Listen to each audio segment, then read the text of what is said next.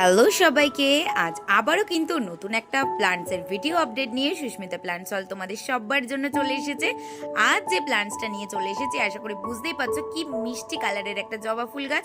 এই প্ল্যান্টসকে কিন্তু পুনে ভ্যারাইটির কলম করা থোকা জবা ফুল গাছ বলে থাকি।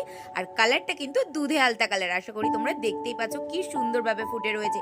তাই তোমরা যারা এই সুন্দর প্ল্যান্টসটা বুকিং করতে চাইছো একদমই দেরি না করে স্ক্রিনে যে হোয়াটসঅ্যাপ নাম্বারটা দেখতে পাচ্ছ সেই নাম্বারে কিন্তু হোয়াটসঅ্যাপের মাধ্যমে নিজেদের বুকিং কনফার্ম করে ফেলো।